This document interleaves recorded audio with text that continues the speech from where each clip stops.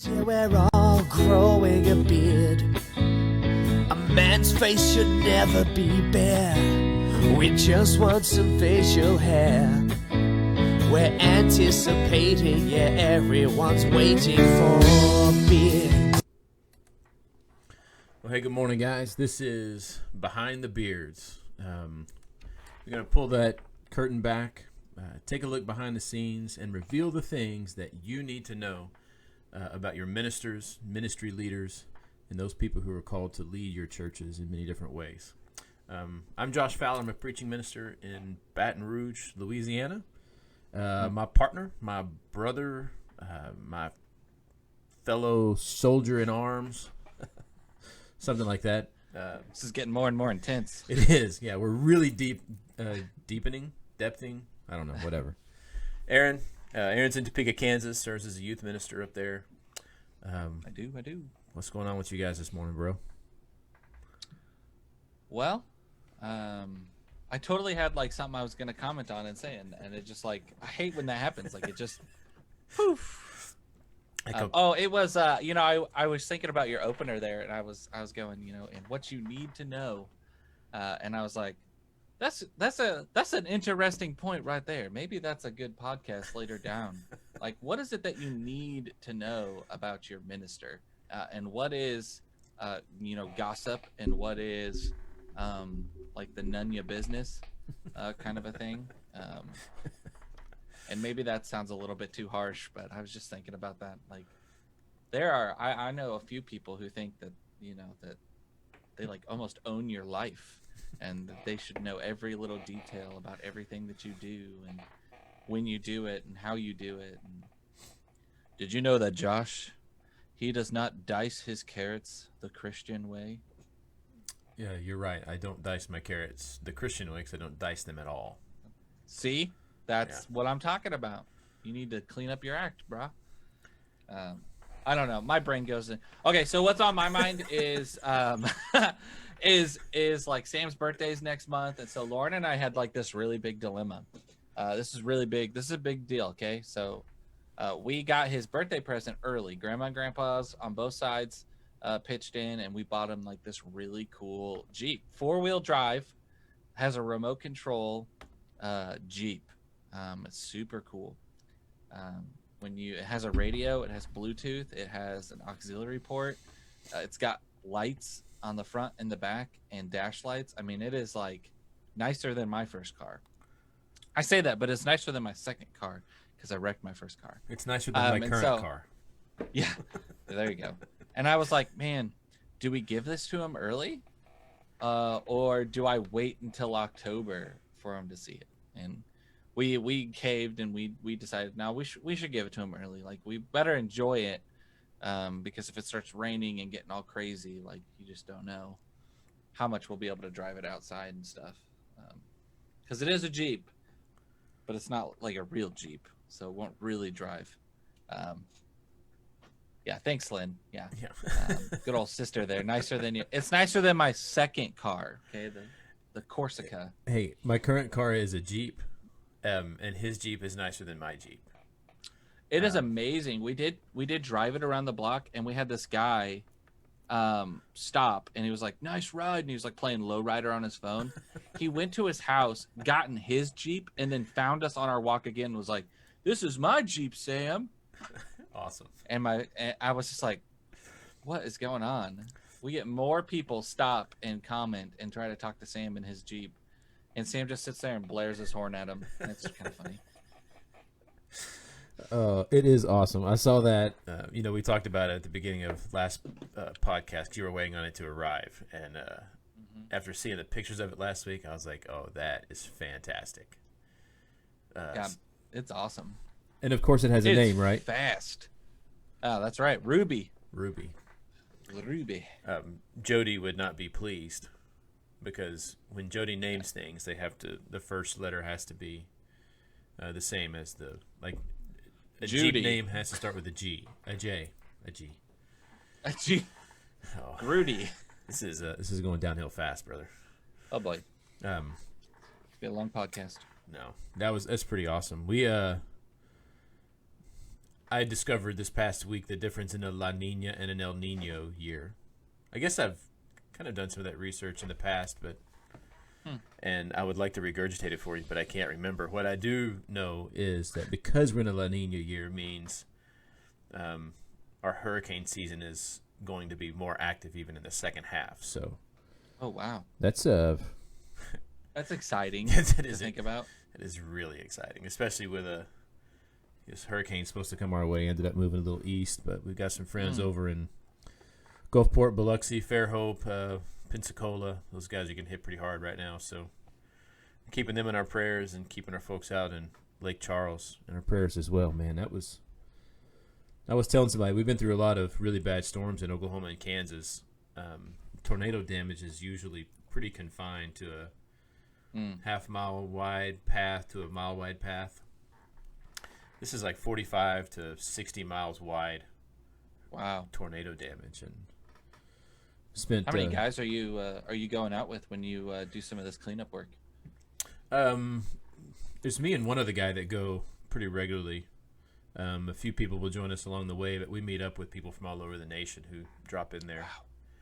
Wow. We ended up last Thursday with about 7 guys, and 7 of us cleared about an acre to acre and a half of trees that were all down, cut up, moved. Whoa. My hands are still vibrating from using that chainsaw.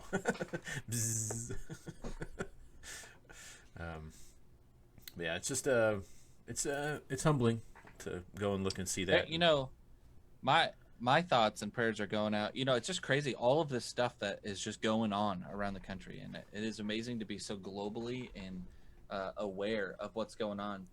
It didn't hit me. My family had to evacuate in Oregon. Really? When my dad, and this is how, like, this is on me. I'm just bad as a human being, but I didn't even know like there were fires in Oregon, and my dad called. He's like, "Hey, I want you to know that we're safe. We just hit stage 2," and I'm just like, "Safe from what?" Like, Mom, what's you doing? I told you to clean up the garage. No, and he said, hey, the trailer's already packed because we're gonna go camping, but we're gonna get in the trailer and pull it to your brother's house and hang out there because we're in stage 2 evacuation. And I'm like, wow. From what? And the fires and the air quality in Oregon City, where my family's at, is just so bad. And my sister and my brother-in-law, they evacuated to his parents' house in Milwaukee, and I'm like, what is going on? This is crazy talk. And it's just, so you've got hurricanes and you've got fires. You got excessive sunflowers in Topeka. Its life is rough in Topeka, huh? Yeah, it's bad in the Midwest. No, and the crazy thing is, you think there is some of, especially this most recent fire in California. I remember, when Heather and I were having a baby, and when we found out we were going to have a boy or a girl, we called people and told them. Right. But now there's this increasing pressure, when it comes to how you reveal the gender and how you propose and how you have a promposal. I think about how social media has revolutionized even the simplest of things in our lives. So much so that a pyrotechnic malfunction results in massive wildfire in California. All so that we could tell our family whether we're having a boy or a girl. And I think it was a boy, by the way, if that matters. But wow, congratulations, whoever that is.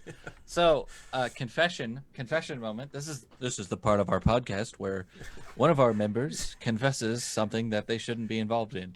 I was watching some TikToks yesterday morning, and that was one of the TikToks. Like, the guy was like, it was like how we used to. Oh, honey, we got the envelope, and he opens it up. He's like, oh, we're having a boy. You call your parents, I'll call my parents. This will be great.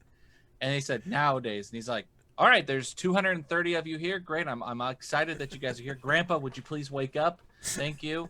So what's going to happen is I rented a helicopter, and it was cheap. I only got it for $45,000. It was great. And I'm going to go up there, and I'm going to jump out of the helicopter, and I'm going to pull my chute. And when I get about 30 feet from the ground. I'm going to rip the parachute off and I'm going to fall. Grandpa, wake up, please. Oh, man, he's just always asleep. I'm going to pull this and I'm going to fall into the pool. And when I hit the pool, my suit is going to evaporate. And whatever color the water turns, blue or pink, is what we're going to have. So I'm really excited that you guys are all here. Grandpa, wake up. But this will be really good.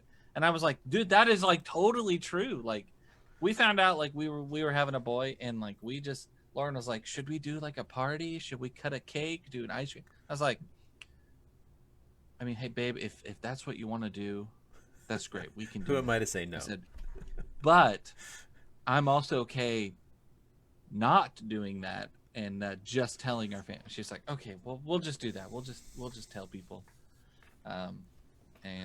You know, so it was just kind of funny. Yeah, it just is. I think about, you know, the way things kind of drive us, you know, to different, you know, stages of mind, you know, frames of mind, and expectations. Expectation levels are so great. And so frequently there are things that we really need. The things that we need to address, or things that we need to express, and we don't know how to really get to kind of the root of what is driving those things. You know, so someone comes up and they feel, hey, they want to invite someone to, you know, prom or homecoming or, you know, whatever, and so they start planning this elaborate scheme. And so the question is, why do you really feel like you need this elaborate scheme to ask your best friend of so many years, or your boyfriend who or girlfriend who you're already dating, and you know you're already going with them? Why do you have to come up with this grand expression? And you know, they can't necessarily express why it is that they feel that need. And so frequently what happens, and I recognize this in my own self, and I recognize it in my own kids, they'll come up and they'll begin asking a question. And I get to choose, right? Am I going to answer the question they're asking, or do I really want to know what's going on? Right. And sometimes I'll play along. Most times I really don't have the patience to deal with the fluff. So I'm like, get to the point. What do you want? What are you really asking? You know, Jody will regularly come and say, hey, Dad, do you have any plans after church today for lunch? Like, what are you asking? Are you asking to go out to eat, or are you asking to go with your friends after church? You know, like, just, like, you know, cut out the middle stuff. Let's not try to get this little setup. Just tell me what you need, and then I'll let you know if everything's good. Right. That's one of the great challenges of ministry, right? Is discovering the real root behind what it is that people are coming to us with. And, you know, the easy way out is to just answer the questions that they're asking. But so many times what we're called to do as ministers, as mentors, as leaders in the church is to push past that initial question to discover what's the real need that needs to be addressed here. Sometimes it's simple, absolutely. Sometimes it's deeper. And that's not I want to take the easy way out way too much when it comes to the important stuff. If we're talking about lunch, don't give me the fluff. If we're talking about real life stuff, sometimes I'm a little too content to just rest in the fluff. Yeah, right. Yeah. Well, and there's that, and there's another point to that too. Is you know, if that's just like once or twice, it's kind of emotionally draining sometimes. You know, to be in those kind of conversations. But then you multiply that by, you know, 200, 300. How many people are in your congregation? And how many times a week, you know, are you having to cut through this? Or there's another scenario when it comes down to that is, you know, sometimes someone will have a biblical question, right? Well, what do you think about this? And that's great. And we need to have those biblical conversations and be like, okay, well, you know, the scripture says this, Bible says this, you know, this is how we interpret that, you know, all that kind of stuff. Sometimes somebody's asking a biblical question because they're asking for permission, you know, for themselves, or unfortunately, sometimes people ask you a biblical question because they're trying to get somebody else, right? Right. Looking for You know, that I'm gotcha pull up- text that they can whip out and say, see what I'm God looking- said. That's right. Or I'm looking for that. You know, I'm in this really big debate with somebody, and you're just like, first off, I don't really think that's the healthy place to be there. So, you know, so it's just kind of interesting in those moments. And what do people really need? And are we supposed to give them what they really need, or are we supposed to give them what they really want? You know, is another thing that we have to think about. So, but yeah, it can be really emotionally draining, you know, to have those long conversations. And I'm not complaining, but it's a good thing to like understand that like sometimes your pastor, your minister, they can be emotionally exhausted. You know. Yeah, so one of the things that kind of made me really aware of this lately was, you know, I started a Bible class series, and it was called, What is the Church? I said, you know, we're just going to go through and kind of look at the things that we do and talk about why we do them. And someone came to me and privately and said, so what are you after? I'm like, what do you mean, what am I after?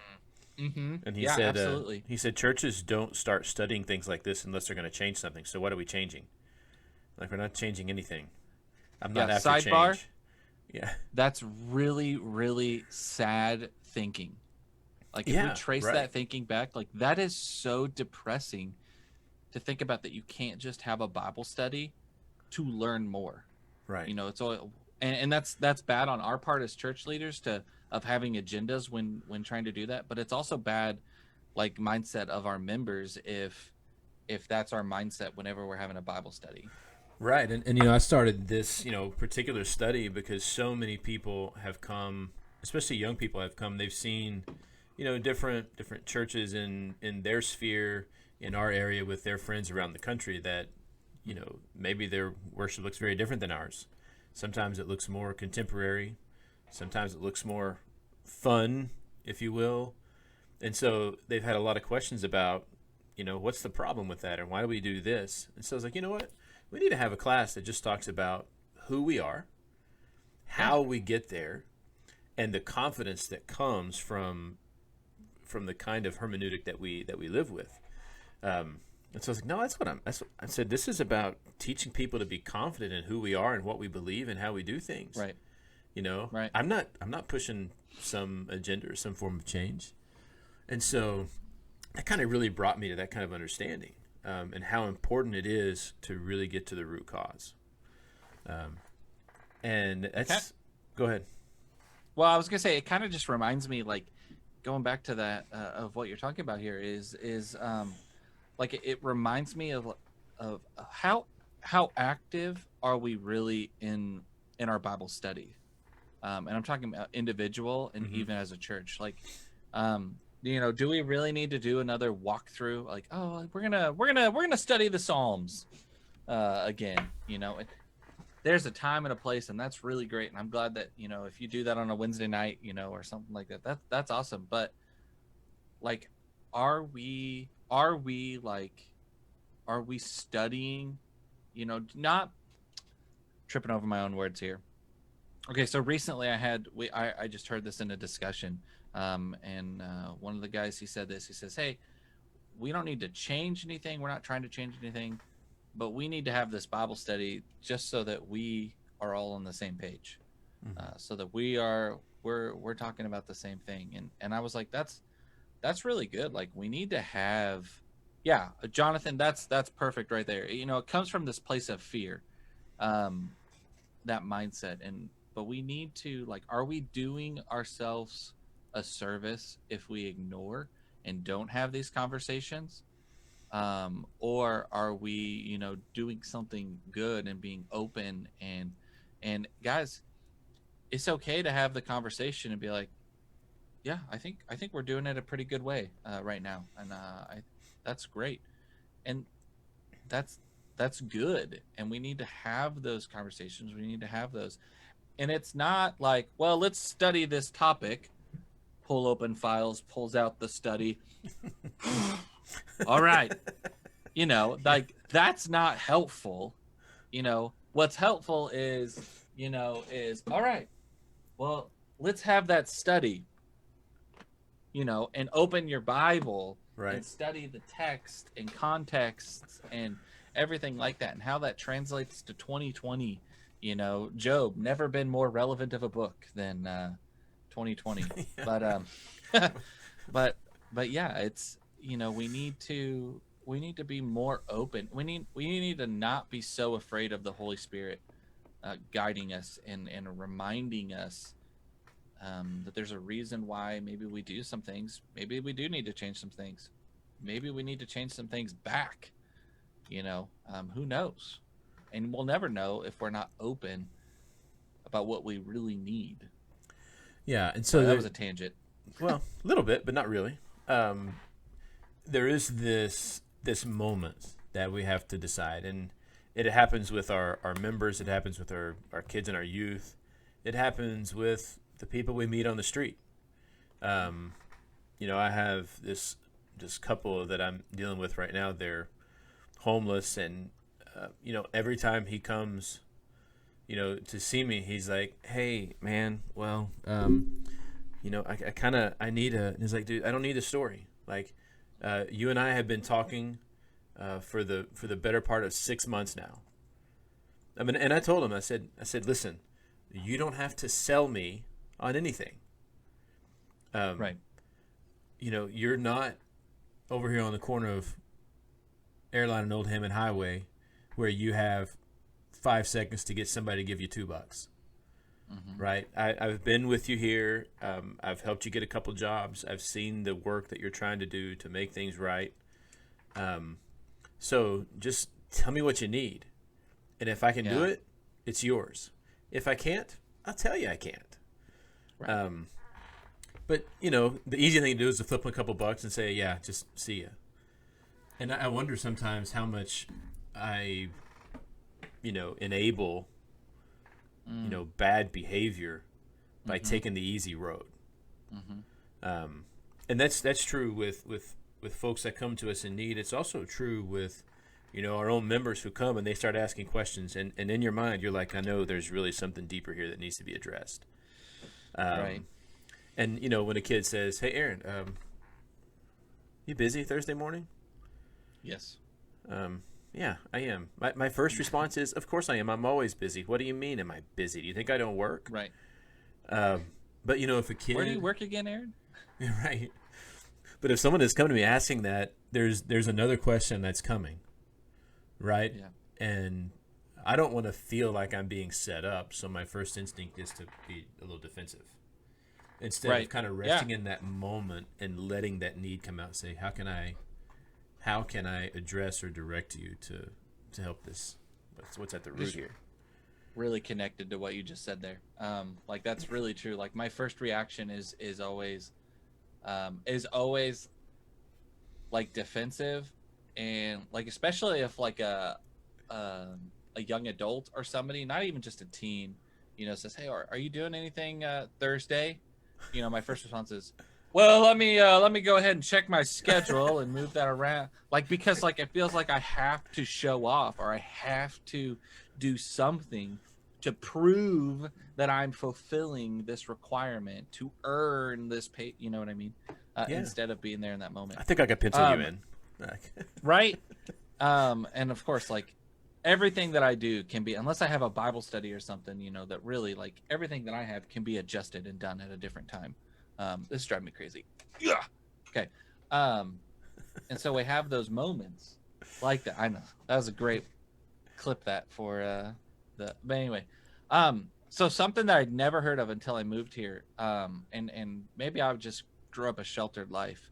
And this pulls into that, what do you really need concept, but is hotel parties. Some of my kids talk about like they'll have a birthday party and then they say, yeah, and then they're having a hotel party right afterwards. And we were talking with a teen and my wife's like, that's just code for like drinking and unsupervised fun. Not fun, but you know what I mean? Mm-hmm. And I was like, yeah, that's true. And a couple of years ago, I got a call at like 11:30. I'm upstairs, I'm playing around on the computer. Lauren's getting ready for bed, all this kind of stuff. And I get a call that says, hey, good morning, Dad. Glad you're here. That's not what the call said. The call said, "Hey, Aaron, I'm over at this hotel at so and so. My mom's at work. Can you come pick me up? I feel really unsafe at this hotel party." And I was like, "Well, yeah, you're like in 8th grade. Why are you at a hotel party?" Which tends to be like the age that I get these calls from 7th and 8th graders, that they're at these hotel parties. And Lauren and I tell Lauren, I said, "Hey, I know you're in your PJs, but I need you to throw sweatpants on or something and hop in the car. We got to go pick up so-and-so." And she goes, "Oh, okay. Yeah, we can do that." And so we hop in the car and go pick her up. And there's this factor, right, that I'm thinking of, like, do I get in the car and like ask her all of these questions? What were you doing there? Why did you think this was a great idea? Does your mom know? Da da da da da da. But what does she really need? What did that teen really need? Well, what she needed was, she really needed somebody that she could trust was going to come and be there and show up and love on her and take her home.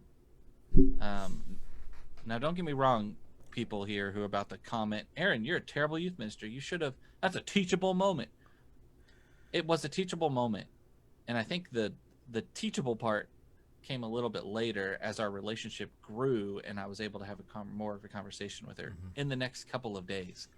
At that moment, she needed Lauren and I to one, hold up to what we say, right? Like, "Hey, if you text us and you need us, we'll be there." And so that's what we did. Like, we went and we got her. We loved on her. We walked her to her door, to her house, because it was late at night. Made sure she got in safe. And I knew that her mom knew where she was and all that kind of stuff. So, that she was safe. And then we drove home. And yeah, a couple days later, we had a conversation about, and the first thing I told her was, "I'm proud of you. And I'm really glad that you texted us to come get you. And you can always do that. If you feel unsafe and you need us to come pick you up, we'll come pick you up." And we've done that like 3 or 4 times. Not for her, but 3 or 4 times, like in Topeka, for a couple of these kids. And sometimes it's like, what do they really need? Do they really need a lecture? Do they really need someone to scold them? I think of all those times. I really think about, like, when the lady who was caught in adultery was dragged before Jesus. What did she really need? Did she need a lecture from Jesus? She knew what she was doing. Like, she wasn't like, "Oh, oops, I'm having sex with somebody else's husband. I didn't know that. That's crazy." Yeah. She knew what she was doing. And yet Jesus,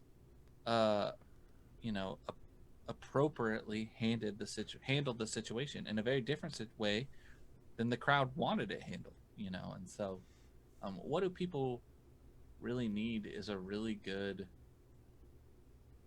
kind of one of those stop and breathable moments to kind of think about. Yeah, that's something that's just like, even, and you'll find this as your kids get older, or as kid or kids, however that ends up being for you guys. Yeah, slow down. I know. I'm not giving any news, okay? I'm not imparting anything here. Are my in-laws texting you? Yeah.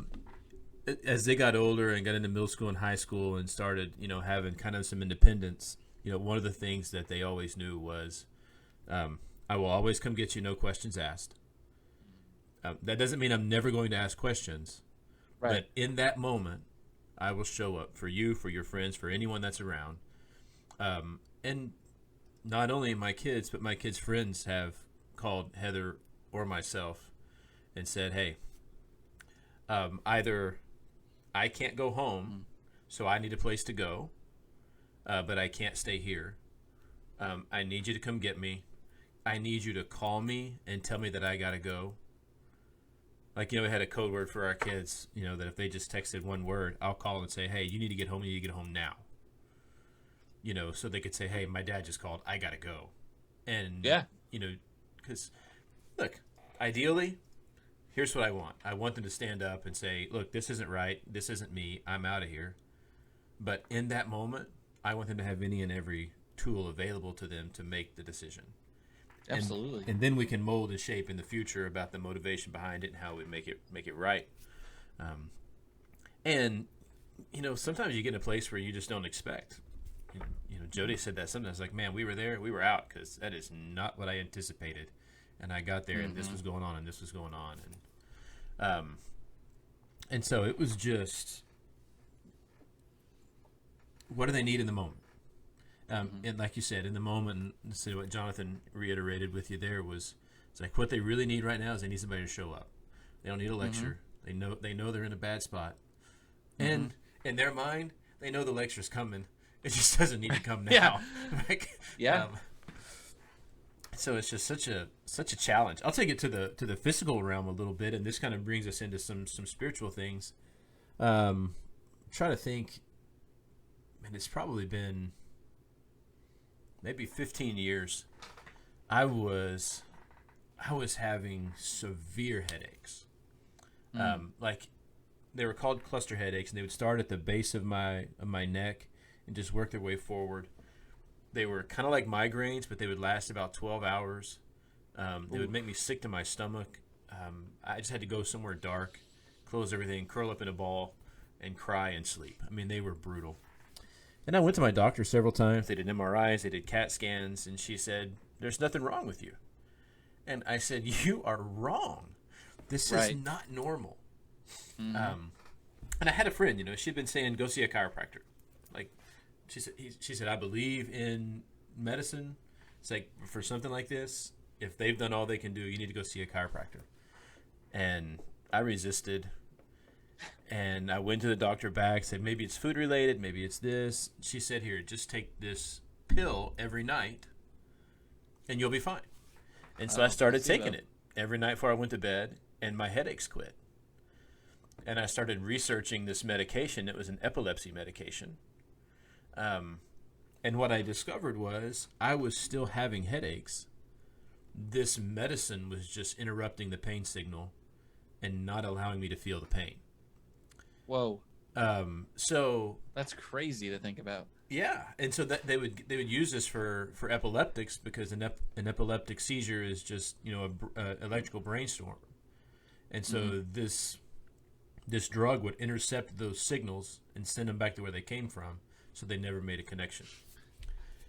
And not in my house. So I went to a chiropractor, and he said, "Well, I'm not really sure what's going on with you, but what I am pretty sure of is your body isn't low on seizure medication." And so he took one X-ray, and after the first adjustment, he began to correct what was wrong. And I had an issue right here in the base of my skull. And sometimes I think we're content to just address the symptom and say, as long as the symptom isn't there anymore, I'm okay. But at the root, there's still something that's really, really wrong that needs to be addressed. But as long as we're not feeling the pressure or the pain, we're going to let this go. And that root symptom just continues to grow and fester and get worse. And that, becomes the challenge for us, whether we're parents, friends, mentors, or ministers, is pushing past that surface level diagnosis and getting to the real heart of the matter. And you think about how that plays out spiritually as well.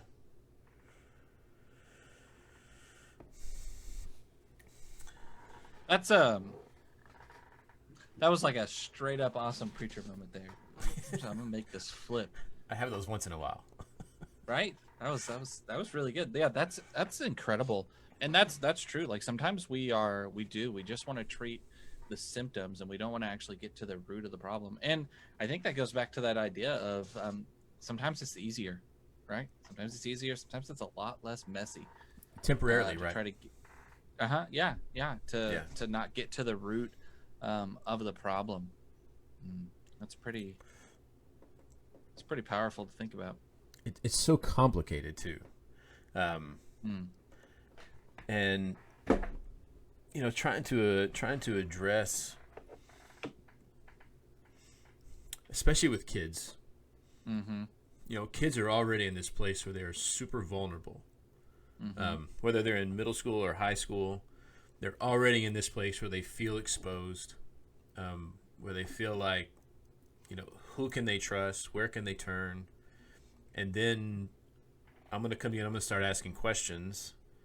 And I'm going to get to what I think I need, but now I begin asking some more probing questions.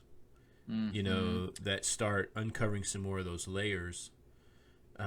It's a really, really complex, process to do so in a way that doesn't feel like a violation of trust. Mm-hmm. Because you don't want to take advantage of those moments. Have you ever had a dog that won't take its medicine, no matter what it is? Okay, this sounds okay. Okay, this went to a weird place, but like have you ever had one of those dogs like you're like Bella's really good at taking meds. Like I'm just like, hey, come here, and I throw it in the air, and she's like, whatever it is, she doesn't care, she'll just eat it. But like my parents' dogs or my in-laws' dog, Buster. I think it was him. I don't. They'll probably correct me later. But like, he was so annoying when it came to medicine. Right? You can buy like those cute little pill pocket treats, and you're like, here it is. And he would like eat the treat, and then bloop, Bloop. there's the Yep. pill, and you're like, come on. And then they try Hawaiian rolls, and he'd be like, thank you. Bloop. There's the pill, and they're like, are you kidding me? I think eventually, like sometime, like they would even get to a place where that's a good point, Dad. I'll talk about that too. But they would like break the pill and mush it up into his food, and he would go over to it and be like, no, I'm I out. don't need to eat, I'm good. Like, are you kidding me? Like, what's coming next, buddy? You're gonna get a suppository, and we'll see who really likes it. But that, like, when I think about like that, like sometimes that reminds me of working with teenagers, or even working with just people in the church in general. yeah. Like sometimes, like, what they need, but they don't want to hear what they want to need. They don't want to hear what they need, what they need. They want to hear something else. They don't want to get to the root of that problem. My dad's mentioning here, he says, Aaron, remember my back problem. Pain wasn't the symptom of, or was only the symptom of the problem. He's talking about like this huge turning point in his life. I say that, but he had like this tremendous back pain. I mean, I remember Dad taking like 3 or 4 days off of work, which if you guys ever knew my father, like sick days were not his thing. Like I think in the time that I've known my dad, which is like my whole life, like he took sick days when he pulled his Achilles tendon, so he like had to use them all, and he like put a good dent in his sick leave that he had at work, but because he never took sick days, like it was not a big deal. But he took sick days for like this back pain that he had, and he was laying in bed, and it was so rough and so bad. And then I remember he got this book, and it had to deal with like stress, and how stress can have this permanent effect on our bodies. And I remember my dad talking to me about it, and he said, he had talked about like how like he had to pray, and he had to really pray, and then he had to actually go and have some of these conversations and deal with this stress and release it and let it go. And that was the real problem. And it didn't matter about muscle relaxers or the painkillers or anything, because he stopped taking those, and he started living his life in a different way. I remember after that, like, and even now, like if he starts to get back pain or something, he's like, okay, well, I need to deal with this stress. I need to deal with this and be done with it. And again, that's one of those things where like sometimes we want to treat the symptom, instead of doing the problem. And honestly, like now, whenever I have a physical problem, I'm like, well, maybe it's stress related, maybe it's this related, and it's true. In those moments, what do I really need? Well, I really need to leave my phone and leave everything and go and spend a couple hours praying and reading my Bible and walking with God and sitting in silence. That's what I really need. What do? I'm just gonna take 3 ibuprofen and and sit on the computer and engulf more bad stuff instead of putting good stuff in. You know what I mean? Yeah. And sometimes that's what teens want to do. Well, I don't really want to. If I have to deal with this issue, it's going to take a lot of work. It's going to take a lot of change.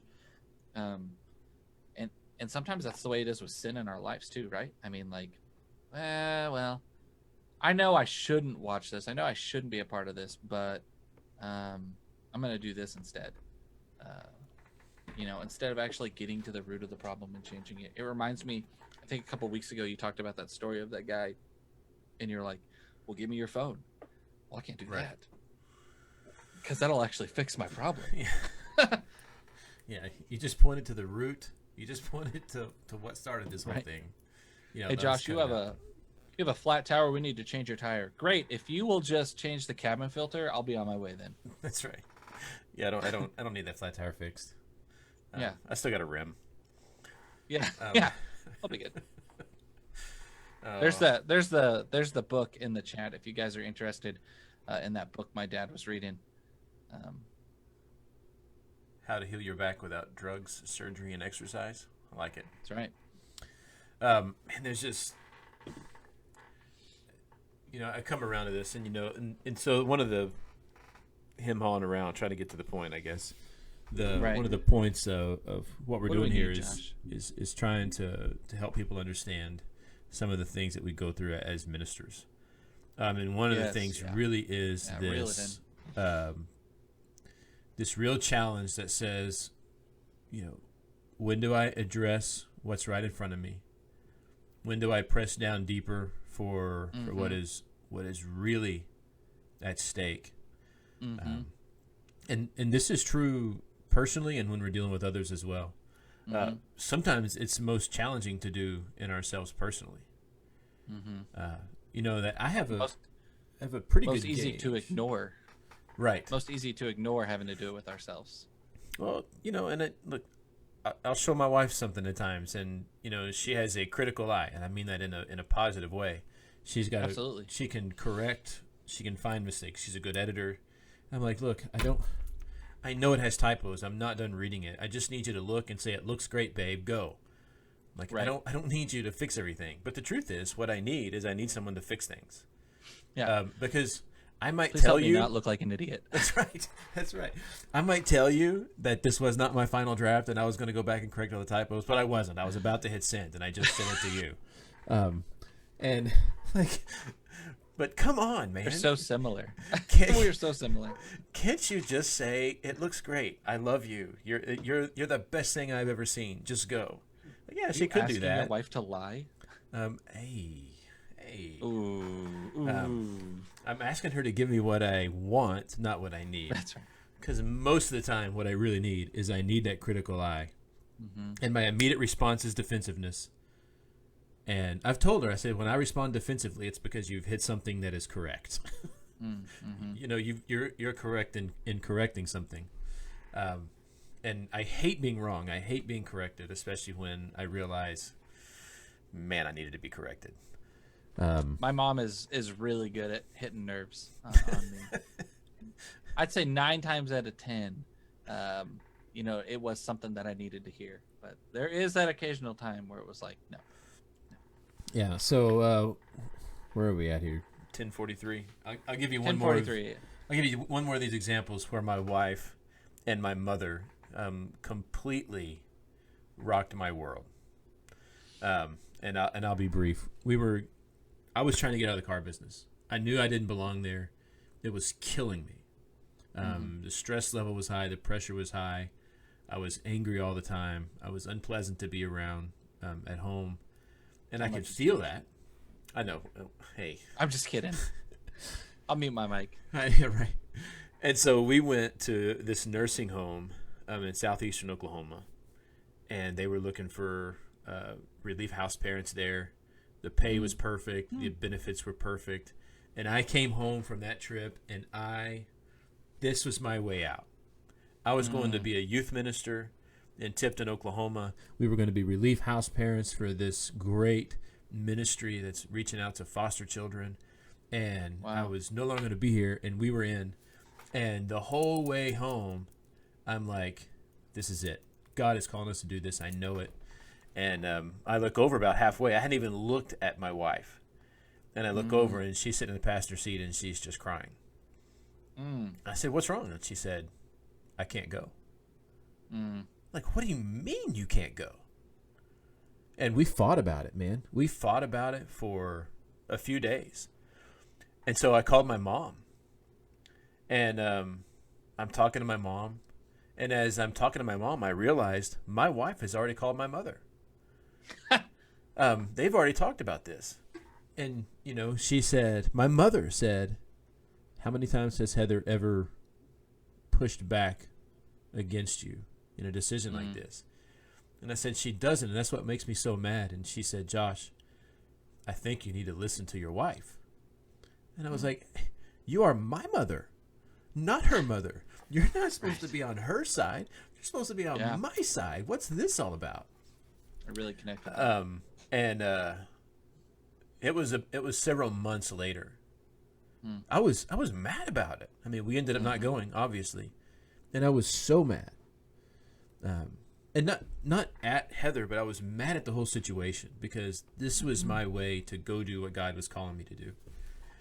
And after a few months, I look back, and after really processing it, I realized that would have been a terrible situation for my children, and a terrible situation for my wife to be in. And I'm so thankful for people in my life who have realized and had the courage to really press down and say, I know you don't want to hear this, but this is really what you need to hear right now. Right. And that's our calling, right? That's our challenge. That's what it is. And so, if you have someone, around you that's doing that, and you feel like they're really kind of, asking some things that's like, hey, you're not supposed to do that. It's those people that are really trying to honor what's best for you and press down to see what's really at the core of the things that drive us to want and desire and ask about certain things. So. Absolutely. And the behind the beards moment there is realizing that sometimes, like Josh said, like he was mad about it for a couple months, and your minister, your pastor, whoever is working there, he's got people who are upset with him for months because he had to lay down the hard truth. Yeah. And so when you see your youth minister, your preaching minister, your whoever minister, like don't be afraid to love on them, okay? Because we're human, right? Like we're human. And we have human emotions, and when someone's mad at you, like it can cause you pain. It can cause you sleepless nights. And sometimes people are mad at us because, I did have to tell you the hard truth.